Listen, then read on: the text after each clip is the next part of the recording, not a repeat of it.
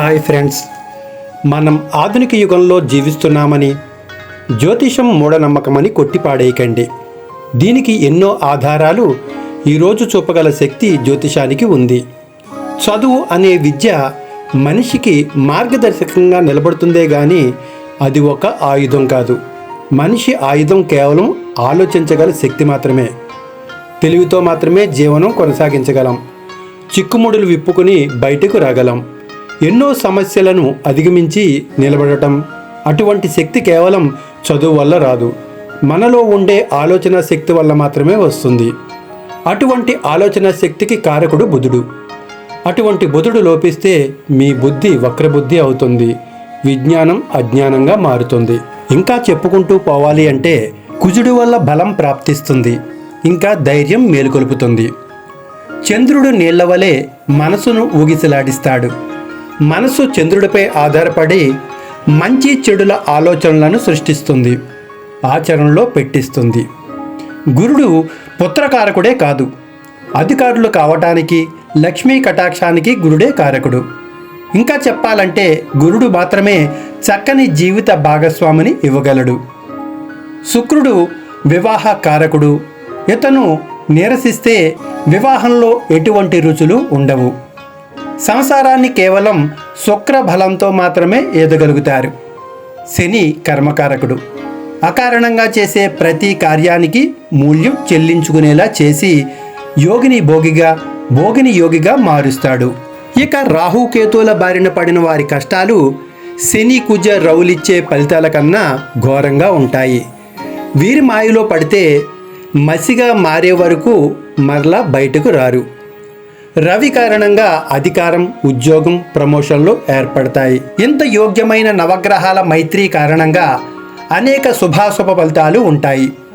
ప్రతి శుభంతో అశుభం ముడిపడి ఉంటుంది. ఎలాగంటే మంచి చేయాలనుకునే అధికార పార్టీకి అనర్థం చేసే ప్రతిపక్ష పార్టీ ఉన్నట్లు.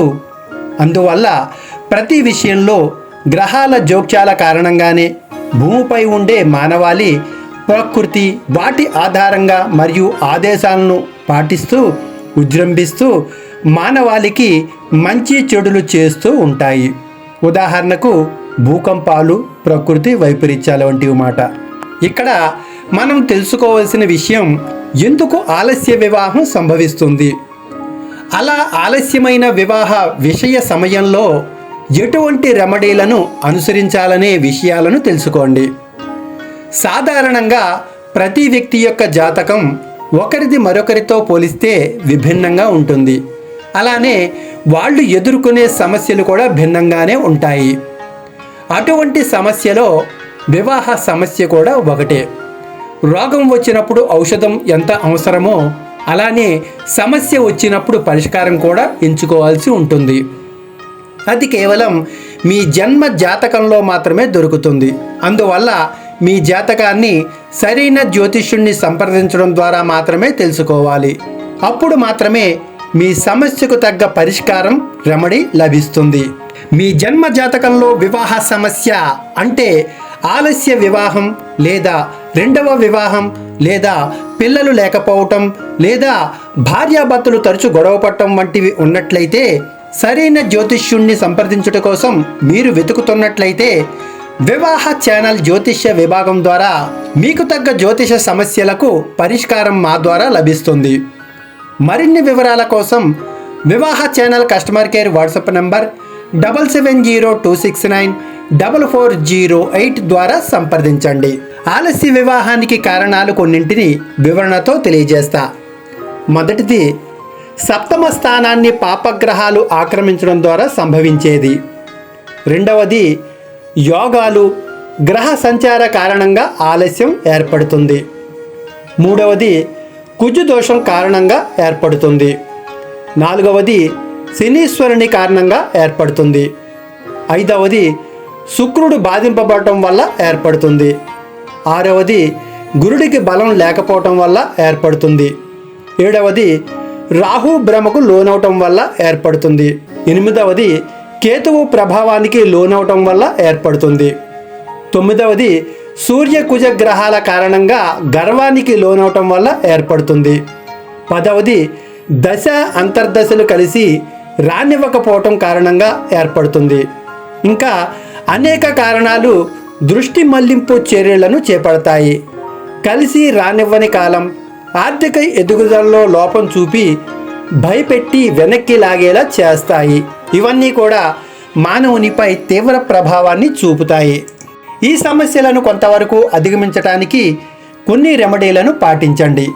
సాధ్యమైనంత వరకు జన్మ జాతకాన్ని జాతక పండితునికి చూపించి గ్రహ జపాలను చేయించుకోండి. తద్వారా త్వరగా ఉపశాంతి కలగటమే కాదు, అప్పటిదాకా ఇష్టం లేని అమ్మాయి కూడా ఇష్టపడి వివాహం చేసుకుంటుంది. మనసు లగ్నం కాకపోవటం, ఇష్టత చూపకపోవటం, మూడీగా కనిపించటం, పెళ్లి చూపుల్లో ఆకర్షణ వధూవరులలో లేకపోవటానికి అసలు కారణాలే వివాహ ఆలస్య సూచనలు. ఇప్పటి వరకు ఆలస్య వివాహానికి గల కారణాలు తెలుసుకున్నాం. వాటి రెమెడీలను తెలుసుకుందాం.